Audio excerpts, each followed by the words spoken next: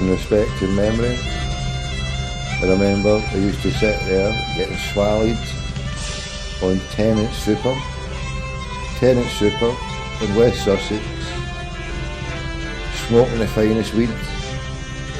Tennant Super with my English, half Irish brother by the name of Macklin.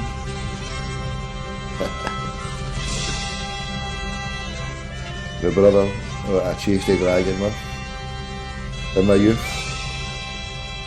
Yes, going back to the days when I was 21, when I was young Rachel's age.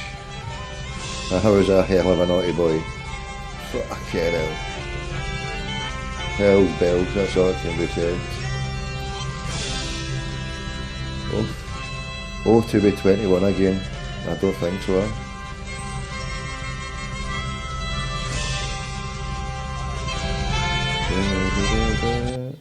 Here we go then, right? I think we'll do some fun. Anybody back to send me to Barcelona? I will do live shows from the Michael Collins.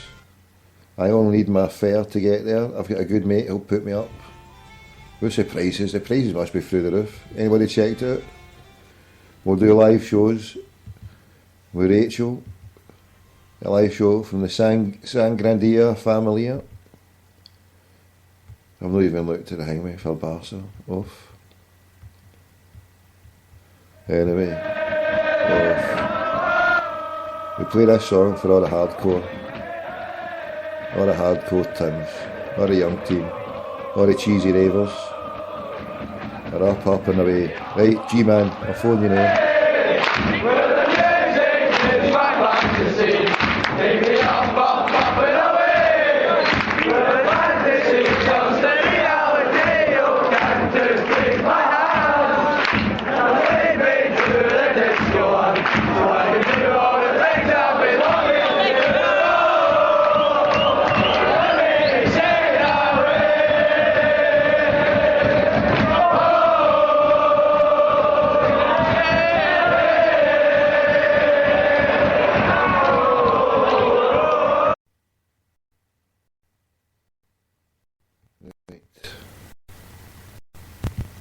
Line this one up for later.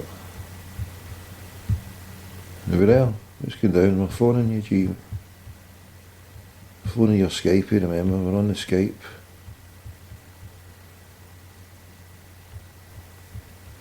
Let's go down here.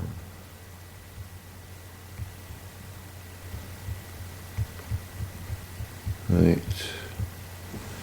And I'm phoning you, let's go down on Skype. I'm doing it. Pete, chips in the oven all night, I've been pulled. Tommy. Hey, Graham, what's happening?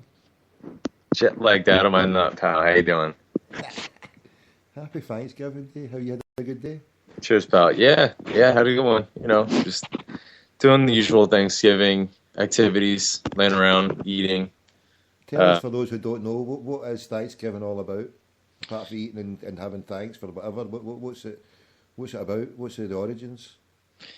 Right, well, you know, the typical customs are sitting around watching NFL football and eating about as much as you possibly can, and then rallying through that and eating more. But what it comes from is in the 1600s, the Pilgrims, which are a puritanical religious group from England that were cast out by the English, were setting sail to come to America so that they could pursue their religious beliefs freely.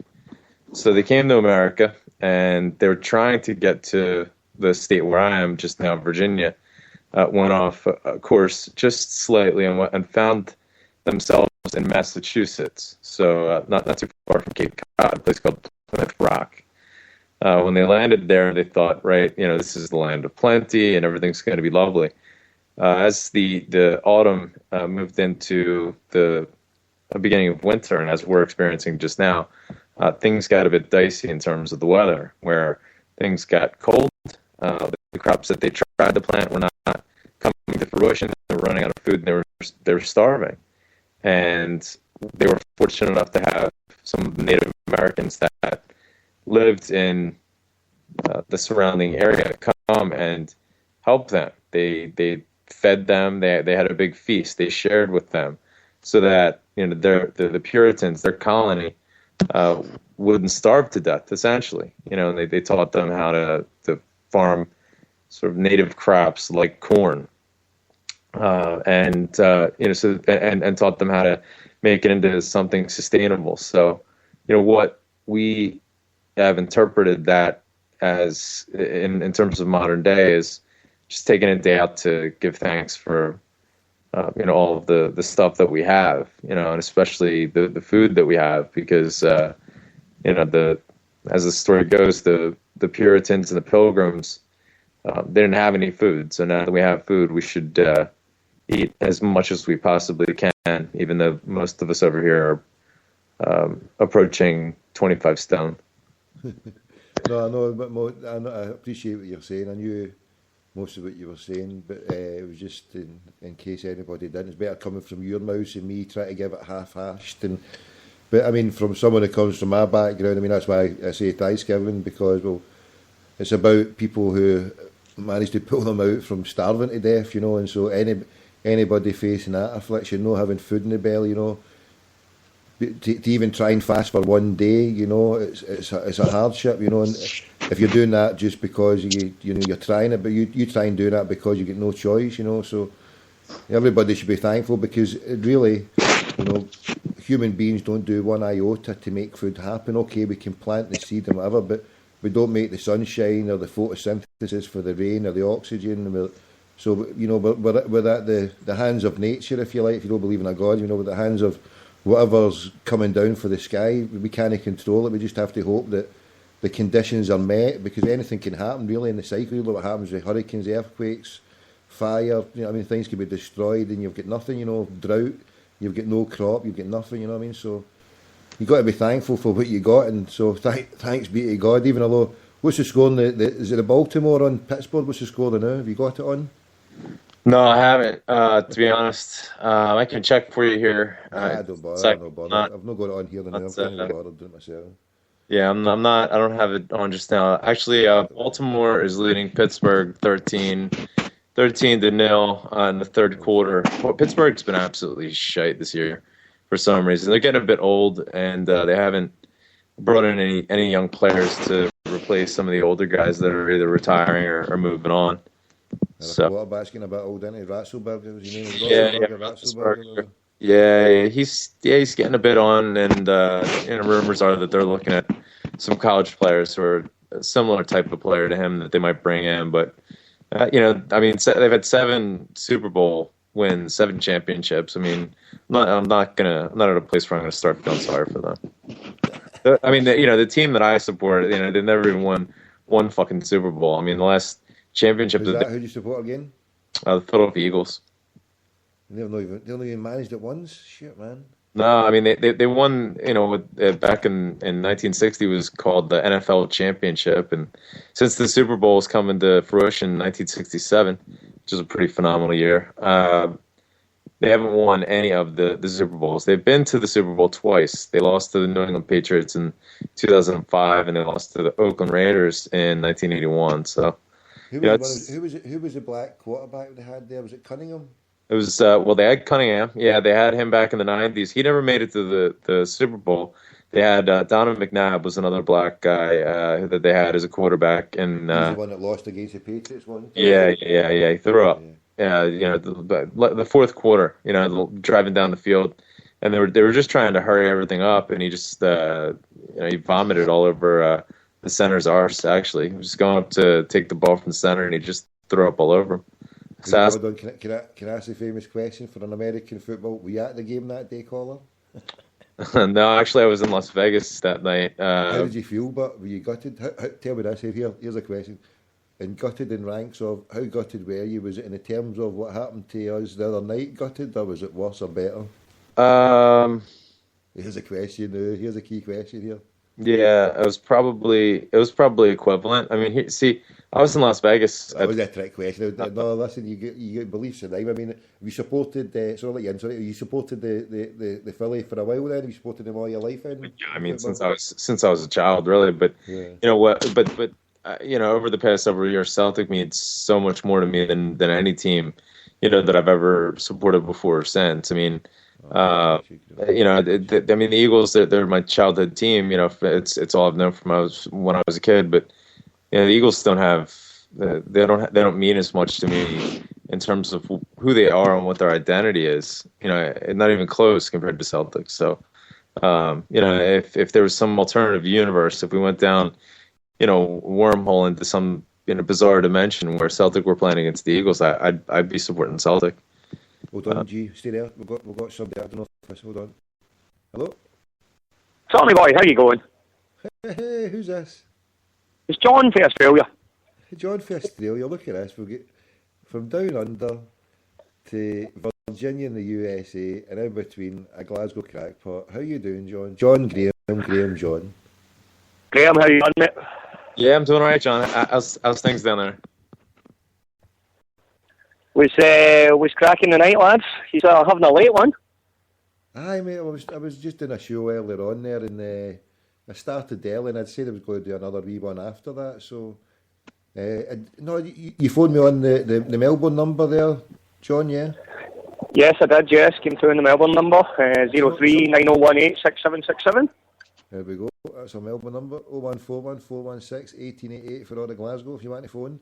But maybe not now because I think if we overload it, it will crash the whole fucking show. But no, there was somebody that phoned earlier on selling clamps, Allied Spanners or something they were called. I don't know. Did you hear them? No, I'd just seen your update saying you were doing a extra time live show, so I thought I'd give you a bell and see what was happening. I know somebody phoned up and I thought it was you because I saw the number 61 and I thought, hang about, this could be John. And then he starts going, oh, what, are you such and such? And I went, yeah. And he's like, oh, with spanners or whatever. I just... Did any sales pitch to you? What, did you buy some spanners? Oh, no, I was going to try and get a clamp to fucking clamp up that law whale's mouth to shut him up, fucking spouting shite. But no, I was just I was talking to that lovely lassie there, journalist Rachel, and I saw the G-Man over in the chat room there, and I thought we'll try and get him on, and he's took my invite to come on. But I'm glad you phoned as well, my man. I was just about to ask G there, how was your whole trip in general, mate? Did you have a good time? Oh, Tommy, it was amazing. I mean, out with the result on Tuesday, it went by like a whirlwind. I didn't have much time while I was over, but there was just so many activities just jam packed into the time. I mean, we had the good brother Paul Larkin's book launch in Edinburgh on Sunday, and just loads of people turned up for that. I mean, probably 50, 60. I was lined up to go, mate, and I fucked it up, mate. I was we missed the whole day of Sunday, mate. That's the third one. I've been jinxed to miss his book launch for so many times, mate. And one time my Wayne was actually in hospital. The other time, well, a month ago, I got there too late. I was going to try and get there for the last bit, but family shit. And then that one there, I slept in, and I was for the whole day. I was like a bear with a fucking. I was like Archie Bear that sold his shares, mate, or fucking bought shares. I was gutted. And then my mate came over from Barca, and I saw your Paul's tweet saying you were in the Brazen Heat. So I'm like, right, I'm taking this cunt here, I'm taking him to the fucking Brazen Heat. We're going to go. I'm like, yes, I'm going to meet you. And he's like, I need food. I'm like, right, well, we'll just grab something. I went, but I can only eat sushi. I'm like, you're having a fucking bubble, aren't you? Sushi. I had to take him to the fucking England Street Sushi for fucking sushi. And then by that time I phoned Parrot, and then he's like, oh, they'll be well gone by then. So I was like, right, well, ditch your motor and fucking walk like the game. And that was it. So that was my chance going to meeting you, mate. So I was gutted, mate. I was gutted. I couldn't get. We didn't want to leave the brace until about 6:30, Tommy. I mean, we were just, it was just flowing through there. We met up with a couple of Paul's mates from Dublin, and the Dubs are just absolutely brilliant. I mean, and I can't pass by without just praising the words from Rachel, just now earlier. Just absolutely spot on. Everything that you said, I can't agree more.